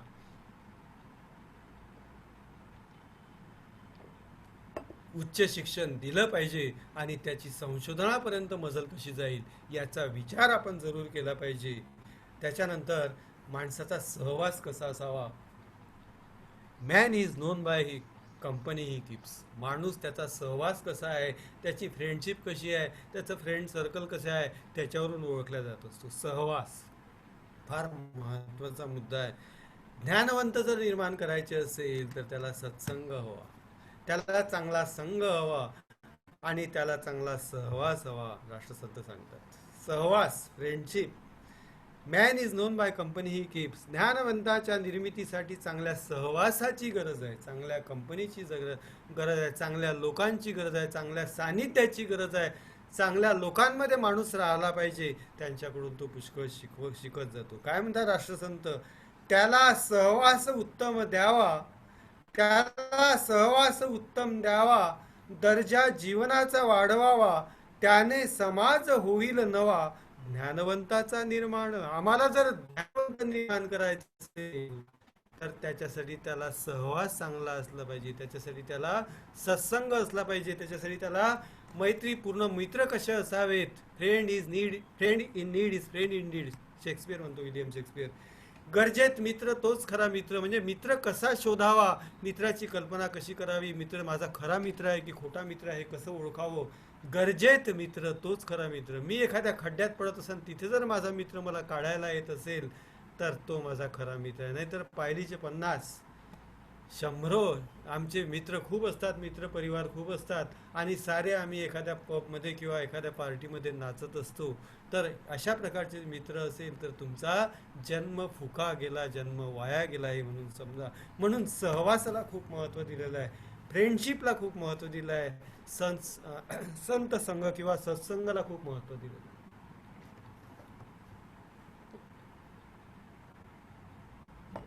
सॉरी, त्याला सहवास उत्तम द्यावा. मित्रांनो, विद्यार्थी इथे असतील, विद्यार्थ्यांना लक्षात ठेवण्याजोगं आहे. विद्यार्थ्यांनो, फार मर्म ज्याच्यामध्ये असं मी तुम्हाला सांगतो आहे ते लक्षात ठेवण्याजोगं आहे, लिहून घेण्याजोगं आहे. त्याला सहवास उत्तम द्यावा, दर्जा जीवनाचा वाढवावा, त्याने समाज होईल नवा, ज्ञानवंतांचा निर्माण. आम्हाला जर ज्ञानवंत निर्माण करायचे असेल तर आम्हाला त्याला चांगली कंपनी द्यावं लागेल, चांगल्या प्रकारचं वातावरण. कारण काय, हा विषय नेहमी डिस्कस केला जातो, हेरिडिटी अँड एन्व्हायरमेंट. मला एक सांगा, एखादं बियाणं चांगलं आहे परंतु ते जर खडकावर लावलं तर येईल का, त्याला फळं येतील का? नाही येणार. बियाणं खूप चांगलं आहे, परंतु त्याला सुपीक जमीन जोपर्यंत, त्याला योग्य वातावरण जोपर्यंत आम्ही देत नाही, तोपर्यंत चांगले फळं त्याला लागणार नाही मित्रांनो. म्हणून सहवास हा महत्त्वाचा आहे. हे होण्यास पाहिजे शिक्षण. हे सहवास वगैरे चांगलं होण्यासाठी सुद्धा शिक्षण पाहिजे. हे होण्यास पाहिजे शिक्षण. शिक्षणाशिवाय व्यर्थची भाषण. शिक्षणाशिवाय व्यर्थची भाषणं. कधी कधी आपण म्हणतो की एखादा माणूस शाळेत गेला नाही, शिकला नाही. एडिसनच्याच बाबतीत आपण घेऊ, जास्त दिवस शाळेत गेले नाही. किंवा गाडगेबाबांच्या बाबतीत घेऊ, म्हणून काय ते शिकले नाही काय? त्यांचं शिक्षण आपल्यापेक्षा चांगलं झालं होतं. याचं कारण काय? कुठून शिकले ते? त्यांनी पुस्तकं वाचण्यापेक्षा माणसं वाचली. त्यांनी पुस्तकं वाचल्यापेक्षा समाजाची नाड ओळखली, समाजातल्या समस्या ओळखल्यात, समाज ओळखला आणि त्यातून ते शिकत गेले. मित्रांनो, अनपढ माणूस हा अनपढ नसतो, तो सुद्धा त्याचं सुद्धा शिक्षण चालू असते. मी शेतीमध्ये खूप इंटरेस्ट होता मला. त्यावेळेला मी पाहिलं की एखादा BSc ॲग्रिकल्चर झालेला विद्यार्थी गावामध्ये येत असताना तो प्रयोग करायचा, परंतु शेतीचं 3 तेरा वाजवून द्यायचा. परंतु तिथेच न शिकला आमचा गावातला शेतकरी तास सरळ काढायचा, व्यवस्थित त्याला कसं पिकवावं हे समजायचं. म्हणजे शिक्षण हे प्रत्येक माणसाला असतेच, whether it is formal education or informal education. हे होण्यास पाहिजे शिक्षण. शिक्षणाशिवाय व्यर्थची भाषणं. हे कळेल तेव्हाची जन सुशिक्षित होतील. त्यानंतर राष्ट्रसंत अतिशय महत्त्वाच्या मुद्द्यावर बोलतात की गरिबी श्रीमंती त्यांचा एक अध्याय आहे. आणि गरिबी श्रीमंती अध्यायामध्ये सुद्धा त्यांनी याच्यावरती चर्चा केलेली आहे. कारण का? गरीब आणि श्रीमंतांनी गरिबांना जोपर्यंत मदत करत नाही, तोपर्यंत हा समाजाचा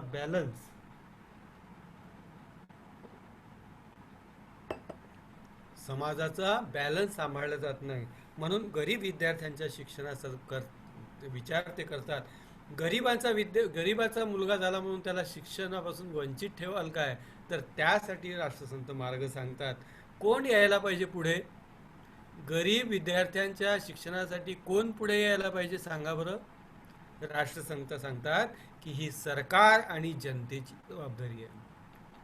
आपण एक शब्द नेहमी वापरत असतो की हे माझ्या घरासमोरचा कचरा साफ व्हायसाठी सरकारची वाट पाहतो.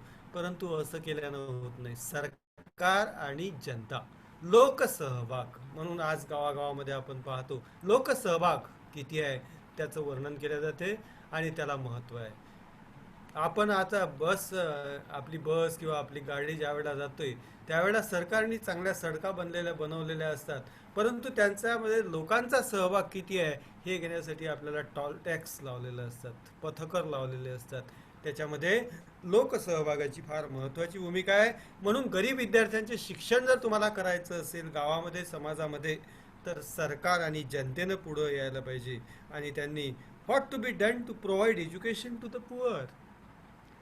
गरीब लोकांना मदत करण्यासाठी, शिक्षणासाठी मदत करण्यासाठी कोणी पुढे यायला पाहिजे? सरकार आणि जनतेने पुढे यायला पाहिजे. मित्रांनो, आपण आंबेडकरांच्या बाबतीत पाहिलं. आंबेडकरांना शिक्षण घेण्यासाठी ज्या वेळेला बाहेर जायचं होतं तर समाजातील लोकांनी मदत केलेली आहे, जनतेने मदत केलेली आहे. सरकार आणि जनतेने हे काम हाती घ्यावं.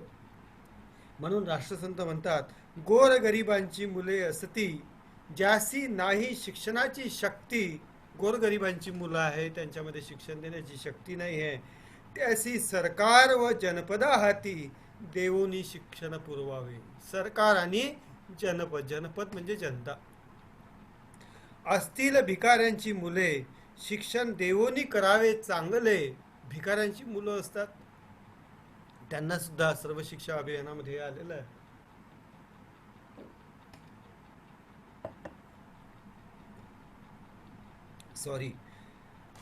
असतील भिकाऱ्यांची मुले शिक्षण देवोनी करावे चांगले. पुण्य लाभेल पांग फेडले त्यांचे मनोनी गावाशी. पुण्य लाभेल. आपल्या जी काही आपल्याला मिळकत मिळते, जे काही आपल्याला पैसा मिळतो, धन मिळतो, हा फक्त स्वतःसाठी नसतो. राष्ट्रसंत सांगतात आपल्या जवळचे जे काही काही भाग आपण समाजासाठी द्यावा. गरिबाची मुलं आहेत, गरिबाच्या मुलांना आपण शिकवावं. एकेका माणसानं, एकेका श्रीमंत माणसानं जरी एका गरीब माणसाचा विद्यार्थ्याला शिकवलं तरी हे राष्ट्र पुढे गेल्याशिवाय राहणार नाही. हा राष्ट्रसंतांचा विश्वास आहे. आणि राष्ट्रसंत याच्याही पुढे जाऊन सांगतात की आतापर्यंत जे मी शिक्षणविषयक बोलत होतो राष्ट्रसंतांच्या, त्या शिक्षणविषयक व्याख्यानामध्ये हेच बोलत होतो की काम विद्यार्थ्यांना शिकवा, काम करायला लावा, कौशल्य त्यांना डेव्हलप करायला लावा, त्यांना कौशल्य शिकवा. लहान लहान मुलं असतील तरी त्यांना चांगले चांगले कामं, बागकाम करता आलं पाहिजे त्यांना. बागकामच नाही तर मोटर कशी दुरुस्त करावी, इलेक्ट्रिकची दुरुस्ती कशी करावी, ह्या सर्व गोष्टी आपण आणि नवीन एज्युकेशन पॉलिसीमध्ये तेच आलेलं आहे. राष्ट्रसंतांना हेच म्हणायचं आहे. आत्मनिर्भर हा शब्द आज खूप प्रसिद्ध झालेला आहे. आणि राष्ट्रसंतांनी आत्मनिर्भरतेचं शिक्षण सांगितलं आहे. गांधींनी सेल्फ रिलायंट एज्युकेशन पॉलिसी, गांधींनी नई तालीममध्ये जे सांगितलं आहे, नई तालीममध्ये हेच सांगितलं आहे. आणि त्याच गोष्टी राष्ट्रसंतांच्या याच्यामध्ये दिसतात. आणि हेच आता आपल्याला नवीन एज्युकेशन पॉलिसीमध्ये आल्यासारखं दिसतात. मित्रांनो, विचार करा की राष्ट्रसंत म्हणा किंवा गांधी काय द्रष्टे माणसं होते, कशी परिस्थिती निर्माण होईल हे त्यांना माहीत होतं. कोरोनासारखी परिस्थिती निर्माण होईल हेही त्यांना माहीत होतं, याच्यावरही उल्लेख केलेला आहे. आणि त्यासाठी त्यांनी स्वच्छता सांगितलेली आहे. त्यासाठी आज आपण हात धुवायला लागलो, परंतु त्यांनी त्यावेळेला सांगितलं आपण आपलं स्वच्छता केली पाहिजे. आपल्या शरीराची स्वच्छता, आपल्या घराची स्वच्छता, आपल्या गावाची स्वच्छता. वंदनीय राष्ट्रसंतांच्या मते हे जे शिक्षण आहे, जे आपण आतापर्यंत बोललो की मुलाचे जास्त लाड करू नये, मुलांना चांगलं डेव्हलप करावं, त्याचप्रकारे चरित्र त्याचं चांगलं निर्माण करावं, हे जे शिक्षण आहे याला म्हणतात सर्वांगीण विकास. आणि हाच विकास विद्यार्थ्यांचा व्हावा हे राष्ट्रसंतांना अपेक्षित आहे. वंदनीय राष्ट्रसंतांच्या मते शिक्षण कसे असावे तर सर्वांगीण विकास करणारे शिक्षण ते असावे. सर्व अंगाने विकास. काय होते, आम्ही एखादी डिग्री घेतली, MA केलं, MSc केलं किंवा PhD केलं, फक्त आम्हाला पुस्तकी शिक्षण मिळालं, बाकी आम्हाला कळत नाही. मला माझ्या नगरामध्ये माझ्या घराच्या आजूबाजूला कोणीतरी एक विद्यार्थी होता आणि तो विद्यार्थी मेरिटोरियस विद्यार्थी होता. मेरिटोरियस विद्यार्थी असताना आपण काय म्हणतो, तो खूप हुशार विद्यार्थी आहे. मग तो विद्यार्थी असताना पॉलिटेक्निक कॉलेजमध्ये लेक्चरर लागल्यानंतर त्यानं पंख्याला टांगून आत्महत्या करावी का?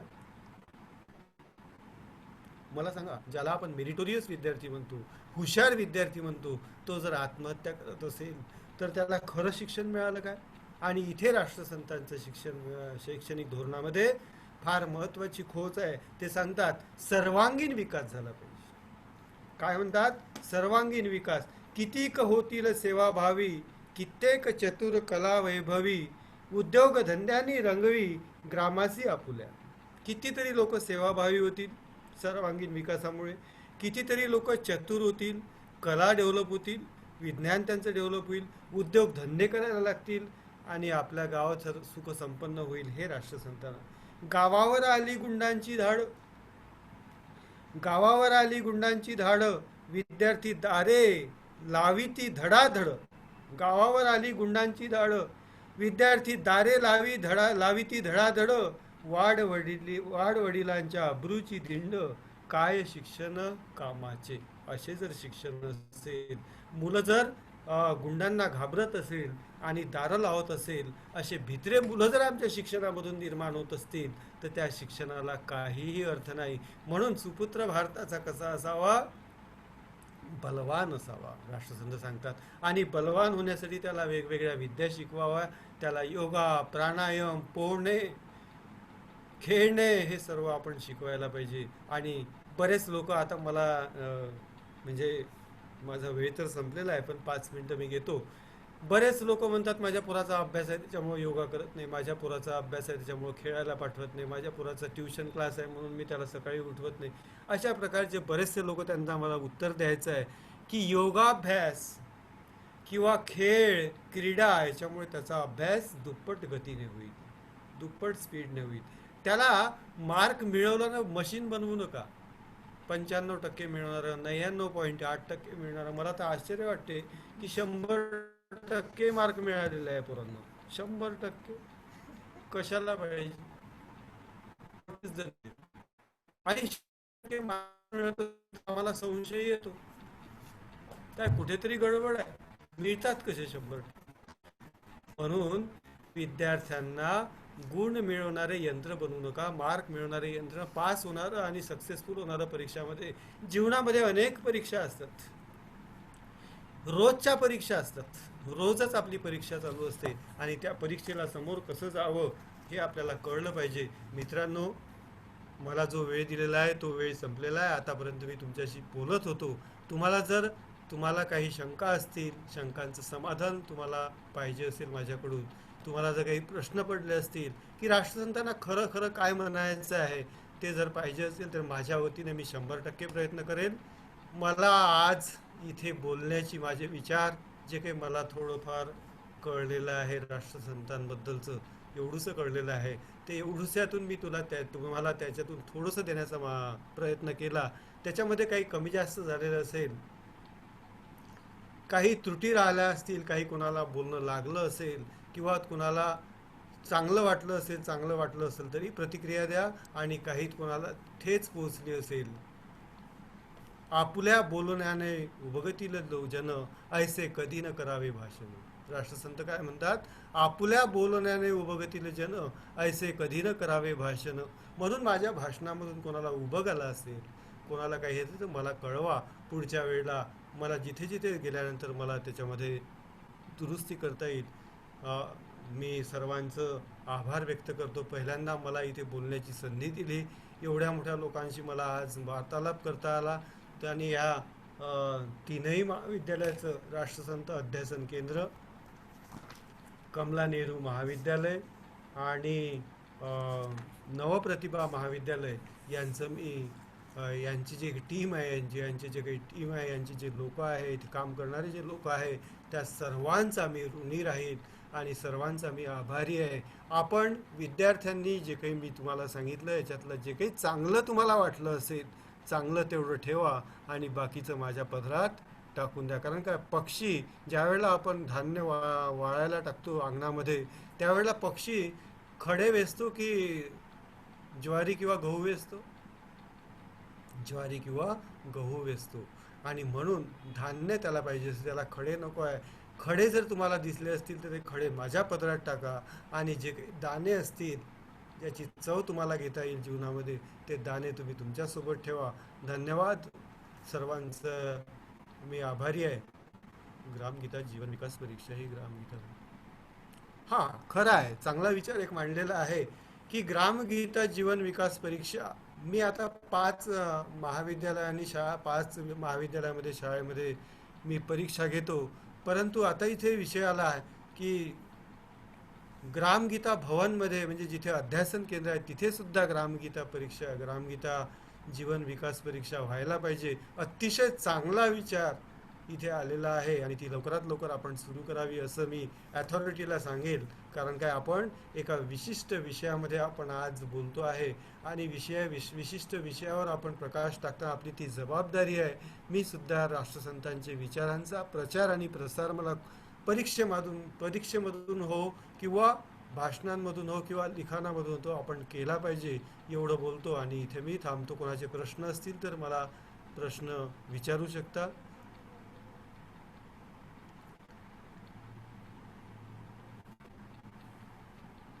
हॅलो.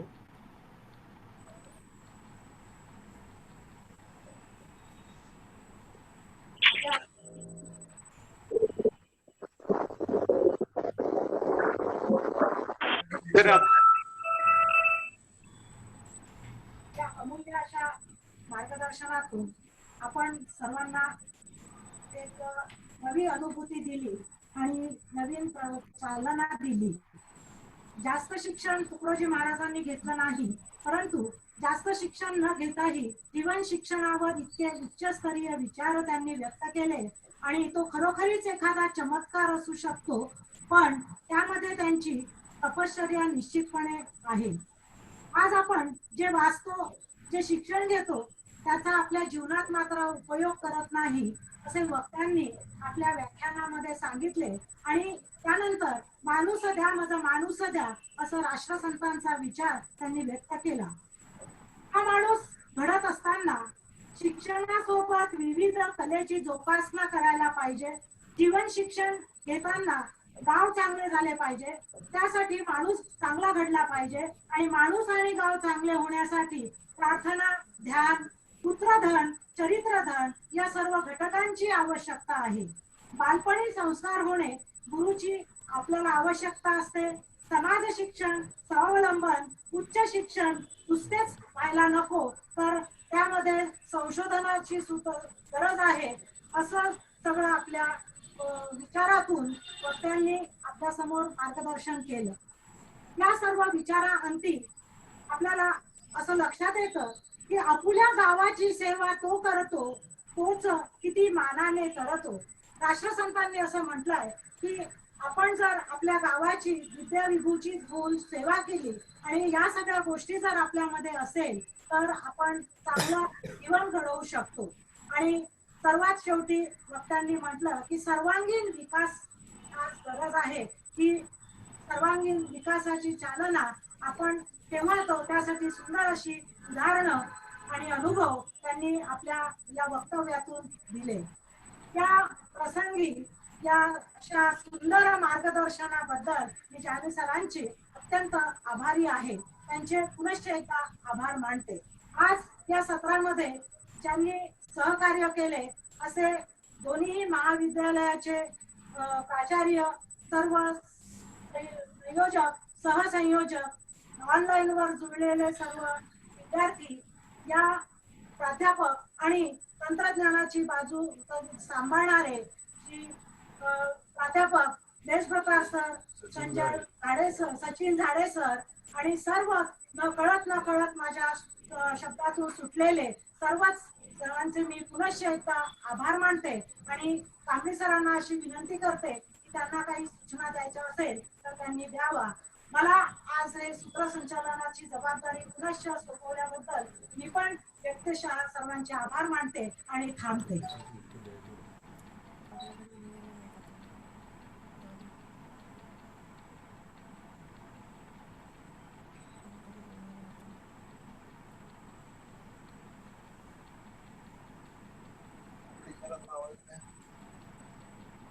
अमृतसर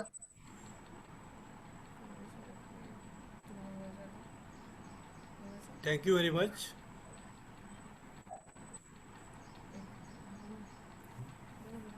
हॅलो. बोला सर, बोला. हा, एक प्रश्न आलेला आहे. त्यांनी ग्रामगीता परीक्षेविषयीचे अनुभव विचारलेले आहे. तर ग्रामगीता परीक्षा जी आहे ती परीक्षा, त्याचे अनुभव सांगण्याच्या आधी मी तुम्हाला दोन महत्त्वाच्या व्यक्तीचे नाव माझ्या जीवनात आलेले. माझे वडील रात्रंदिवस ग्रामगीता वाचायचे आणि नंतर माझं लग्न झाल्यानंतर माझी मिसेस माझ्या मागं लागली, आपण दोघंही ग्रामगीताची परीक्षा देऊया. आणि मी म्हटलं काय, माझा विषय इंग्रजी, मी इंग्रजी शिकवतो कॉलेजमध्ये, आणि तू आता हे मला ग्रामगीता वाचायला लावते, हे इकडलं तिकडलं वाचायला. थोडं वाचन होतंच, पण ज्या वेळेला ग्रामगीता परीक्षेसाठी अभ्यास केला त्यावेळेला तो इतका मोठा अभ्यास होता. शेवटची जी परीक्षा आहे ती परीक्षा फार कडक अशी परीक्षा घेतली जाते, मागे पुढे कुठेही पाहता येत नाही. आणि तिचा जो इंटरव्ह्यू होतो तो इंटरव्ह्यू ह्या PhDच्या पेक्षा भारी असतो. मी PhD केलेली आहे, माझ्या अंडरमध्ये 6 लोक PhD झालेले आहे, परंतु आपल्या विद्यापीठांच्या वायवापेक्षा फार कठीण असा वायवा तिथे मला पाहायला मिळाला. म्हणजे तिथे काही बाया तर अशा होत्या की PhDचं मार्गदर्शन करणाऱ्या, PhD झालेल्या, आणि त्या वायवामधून वापस आल्यानंतर रडत होत्या, माझं हे चुकलं, मला हे सांगता नाही आलं, मला अशा प्रकारची परिस्थिती. माझंही तेच मत आहे, इतकी कडक परीक्षा घेतली जाते. मी खरोखर त्या गुरुदेव सेवा मंडळाचं धन्यवाद मानतो. अशाच प्रकारची कडक परीक्षा घेतली पाहिजे. कारण काय, आज शिक्षण क्षेत्रामध्ये एक नवीन एक सूर आलेला आहे, जाने दो ना. माझं आडनावही जाने आहे. जाने दो ना क्या होता है, चलता है. कॉम्प्रोमाइजेस खूप करायला लागलो आपण. आमच्या काळी चौथीची परीक्षा फार कडक व्हायची, सातवीची परीक्षा फार कडक व्हायची. आता परीक्षा म्हणजे इतक्या लूज व्हायला लागलात आणि त्याचा परिणाम आपल्याला, त्याचा दुष्परिणाम आपल्याला भोगावा लागतो. अशा प्रकारची कडक अशी परीक्षा ती असते आणि त्याच्या मी सुंदर नोट्स काढलेल्या होत्या. भरपूर मेहनत घेतलेली होती. जसं पी एच डीसाठी मी मेहनत घेतली त्याच प्रकारची मेहनत, आणि सिलेबस फार मोठं असते. त्याच्यामुळं आणि प्रचार प्रसार करावा लागतो, भाषणंही द्यावी लागतात, ग्रामगीता सेंटर्सही सुरू करावं लागतं. अनेक गोष्टींचं त्याच्यामध्ये अ, अ, अनेक गोष्टी आलेल्या आहे. व्यक्तिमत्व विकास आहे तो खऱ्या अर्थानं. थँक्यू. त्यानंतर शुभांगी रोडे यांनी पण हँड रेस केलेला आहे. मी त्यांना देखील आग्रहाची विनंती करतो की from technician please unmute them. Madam तुम्ही देखील अनम्यूट व्हा आणि प्रश्न विचारा. शुभांगी रोडे. सर म्यूट नाही होता येणार, अनम्यूट नाही होता येणार त्यांना. मी सगळ्यांना अनम्यूट केलंय आणि मी बाहेर आहे. प्लीज तुम्ही क्वेश्चन ड्रॉप करा चॅट बॉक्स मध्ये.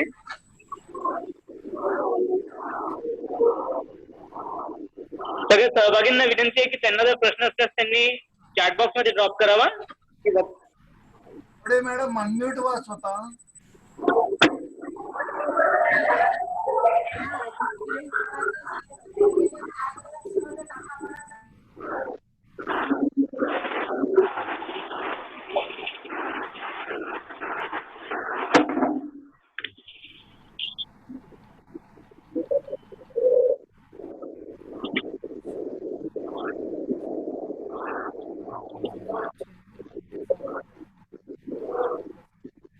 हा, तुम्हाला हा प्रश्न आलेला आहे.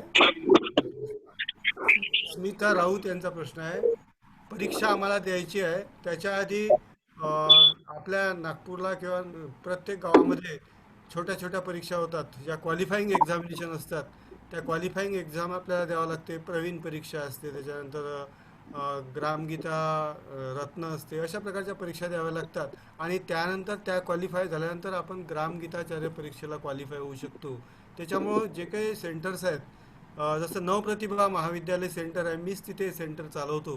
त्याच्यामुळं त्या सेंटरवर तुम्हाला परीक्षा देता येईल. आणि तुम्ही आता प्रश्न आलेला आहे ग्रामगीता भवन इथे सुद्धा सेंटर तयार करावं किंवा तिथे आयोजन करावं, तिथे सुद्धा तुम्हाला परीक्षा देता येईल. अशा प्रकारच्या त्या सेंटरवर जाऊन किंवा कधी काही माझा नंबर जर तुम्हाला पाहिजे असेल तर कांबळी सरांकडून नंबर घेऊन घ्या, मलाही तुम्हाला मार्गदर्शन करता येईल.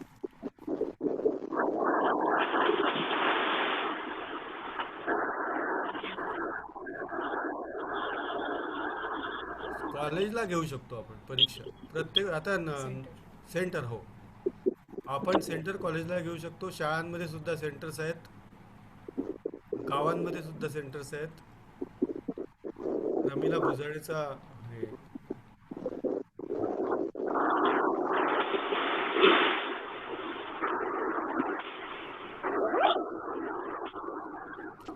ग्रामगीतेशिवाय अन्य कोणते ग्रंथ परीक्षेसाठी वाचावे लागतात?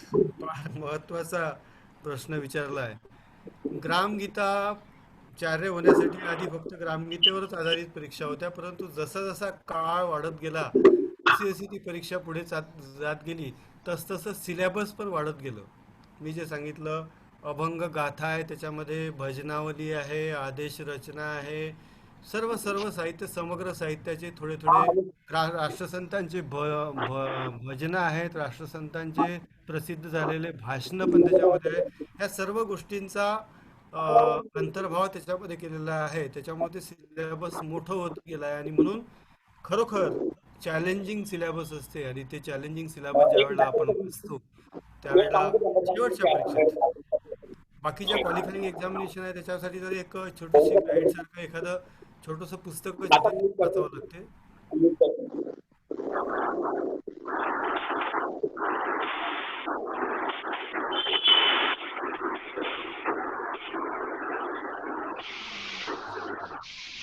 थँक्यू. धन्यवाद जाने सर, अतिशय धन्यवाद सुंदर सर. विश्लेषण तुम्ही केलं. Thank you thank you thank you Deshbhratar sir. भेटू Thank you very आपण much. Physically Sir, fine, sir. भेटू एखाद्या वेळेला. हो हो, बिलकुल नक्की सर, नक्की तुमचे स्वागत आहे. आपण एकाच आणि आज डिपार्टमेंट. हो सर, हो सर. या उपक्रमाला तुमचं चांगलं सहकार्य लाभलं आणि सगळ्यांनी खूप छान हे केलेलं आहे. विद्यार्थ्यांना एक सूचना आहे की संध्याकाळला 8 वाजता या आजचा जो विषय होता जीवन शिक्षण या विषयावर आधारितच परीक्षा घेण्यात येणार आहे आणि सरांचा युट्यूब लिंक मी थोड्या वेळातच टाकणार आहे. त्यामुळे जे विद्यार्थी अनुपस्थित होते त्या विद्यार्थ्यांनी लिंक पाहावी आणि संध्याकाळच्या परीक्षेला उपस्थित राहावं. धन्यवाद.